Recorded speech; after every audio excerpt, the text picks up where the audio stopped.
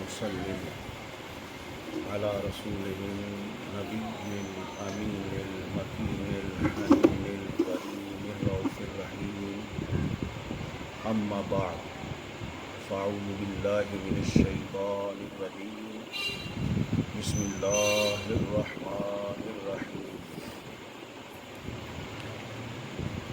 في قلوبهم مرض فزادهم الله مرضا ولهم عذاب عليم بما كانوا يكذبون وإذا قيل لهم لا تفسدوا في الأرض قالوا إنما نحن مصلحون ألا إنهم هم المفسدون ولكن لا يشعرون وإذا قيل لهم آمنوا كما آمن الناس قالوا أنؤمن كما آمن السفهاء ألا إنهم هم السفهاء ولكن لا يعلمون صدق اللہ العظیم۔ حاضرین باتمکین، میں نے آپ کے سامنے اللہ کے پاک کلام میں سے سورہ بقرہ کی آیت نمبر 10 سے لے کر 13 تک کی تلاوت کی سعادت حاصل کی۔ جیسا کہ آپ جانتے ہیں، ان آیات میں منافقین کی علامات کا ذکر اللہ پاک ارشاد فرما رہے ہیں کہ یہ علامات اگر انسان میں پائی جائیں تو وہ منافق ہے۔ وہ کیا ہے؟ منافق۔ یہ دوستو، یہ کفار کی علامات اور پہلے مومنین کی علامات اور اب منافقین کی علامات، اس لیے اللہ رب العزت ارشاد فرما رہے ہیں کہ ہر حضور کا امتی اپنی اصلاح کرے اور اپنے من میں ڈوب کر دیکھے کہ میرے اندر کون سی علامات پیدا ہو گئی ہیں جن کا میں نے مرنے سے پہلے توبہ کر کے اللہ کی رحمت کی خیرات کو پانا۔ آیت نمبر 10 میں فرمایا فی قلوبہم مرض فزادہم اللہ مرضا، فرمایا ان کے دلوں میں بیماری ہے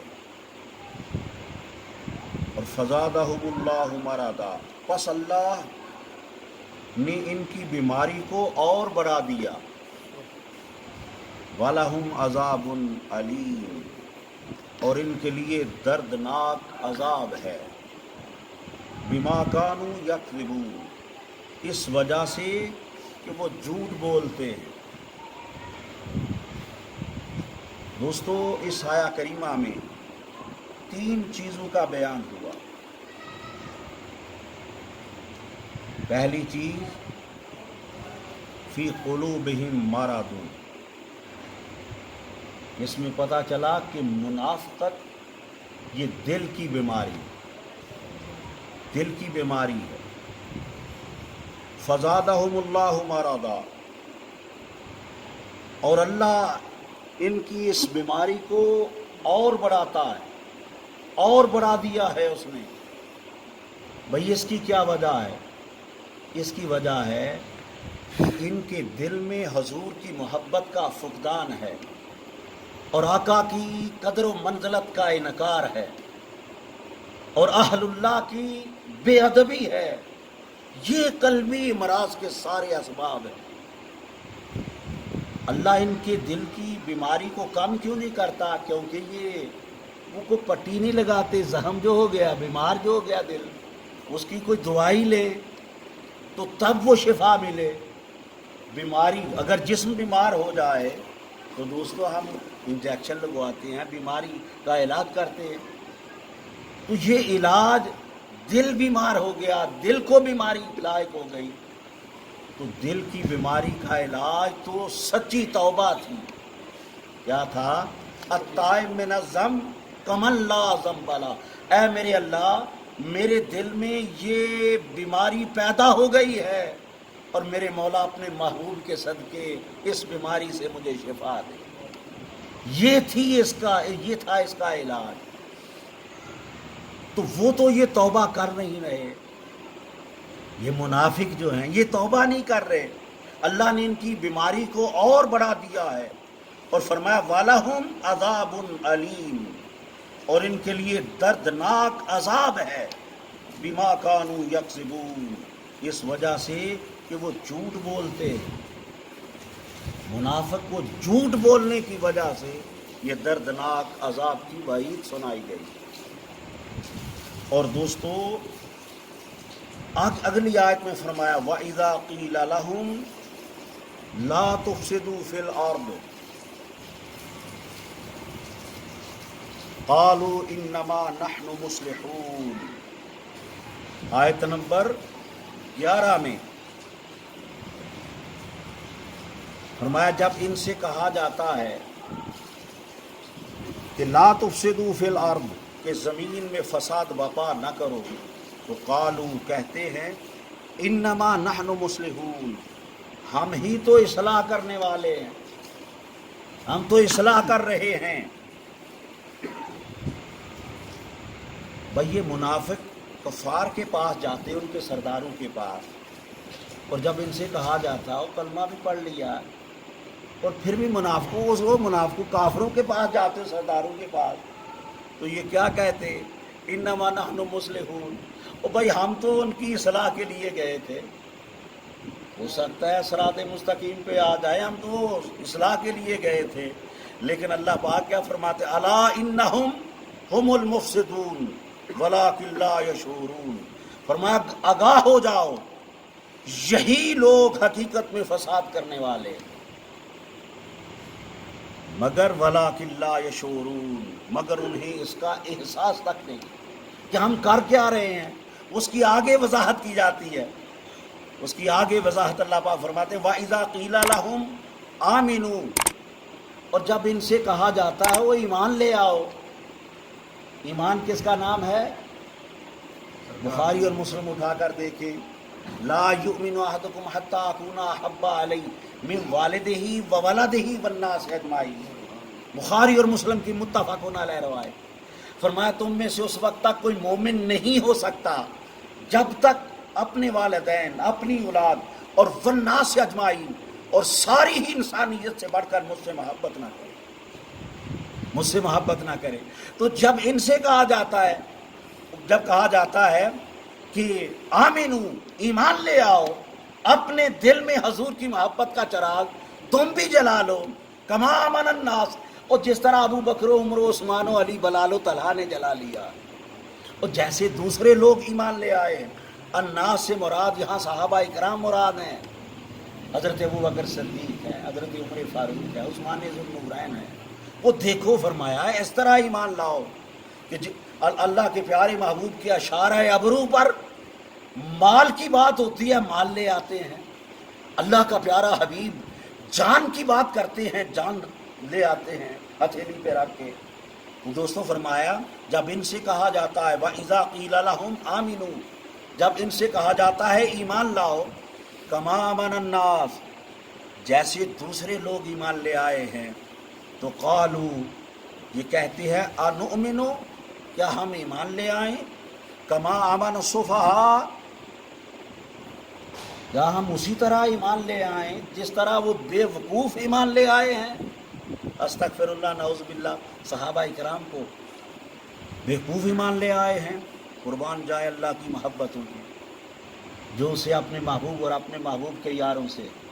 اللہ پاک فرماتے الا انہم، فرمایا خبردار، آگاہ ہو جاؤ، ہم السفہاء ولکن لا یعلمون، اللہ پاک فرماتے ہیں کہ جان لو بے وقوف در حقیقت وہ خود ہیں،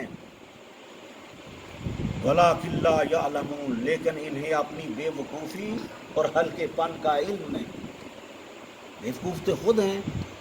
یہاں دوستو یہ آیت نمبر 13 میں بڑا ایمانی نقطہ بیان ہوا ہے، اور عقیدہ اہل سنت والجماعت کی تائید میں یہ کلمات آ رہے ہیں دیکھیے فرمایا وَإِذَا قِيلَ لَهُمْ آمِنُوا كَمَا آمَنَ النَّاسُ، یعنی آمنوا کما آمنا، آمنا کما آمنا، کہ ایمان لاؤ جس طرح وہ ایمان لے آئے ہیں، یعنی اللہ کی ذات اہل اللہ کی اتباع کا حکم اتباع کا حکم دے رہے ہیں کہ اتباع کرو اہل اللہ کی، صالحین کی۔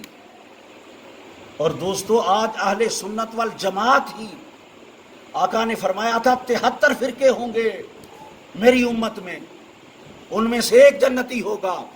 جاؤ 73 فرقوں میں غور کر کے دیکھ لو، یہ جو قرآن جن سے خطاب فرما رہے کہ منافقوں سے وَإِذَا قِيلَ لَهُمْ، جب ان سے کہا جاتا ہے آمنوا کما آمن الناس، کہ ایمان لاؤ جس طرح وہ ایمان لے آئے ہیں۔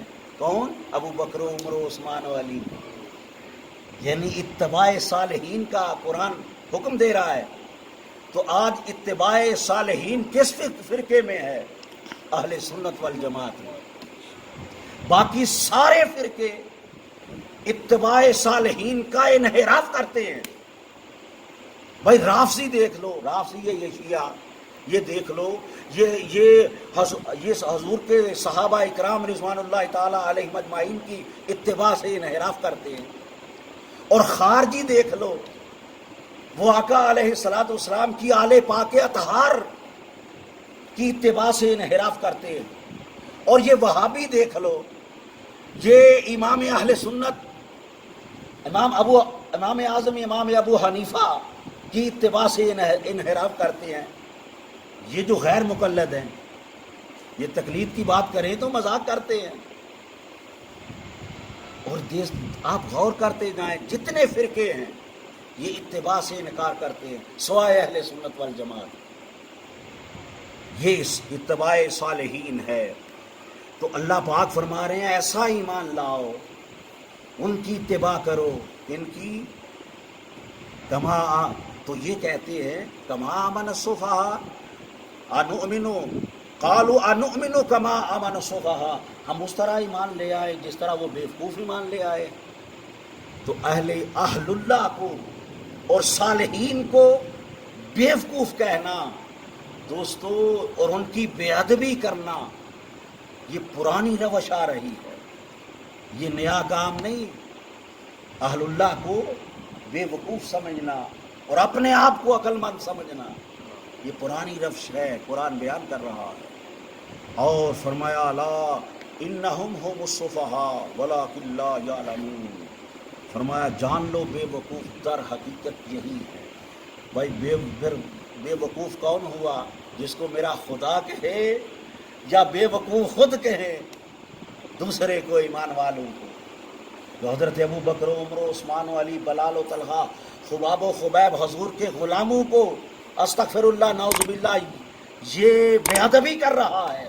اللہ کی ذات فرما رہے ہیں یہ بے ادبی کرنے والے خود بیوقوف ہیں، اگر عقل ہوتی تو ان پہ قربان نہ ہو جاتے۔ تو دوستو اللہ رب العزت اپنے پیارے حبیب صلی اللہ علیہ وآلہ وسلم کے صدقے ہمیں اسی طرح ایمان لانے کی توفیق عطا فرمائے جیسے حضرت ابو بکر و عمر و عثمان و علی، بلال و طلحہ لے آئے۔ اللہ کی ذات میری اور آپ کی حاضری اپنی بارگاہ عالیہ میں قبول و منظور فرمائے۔ وما علینا الا البلاغ۔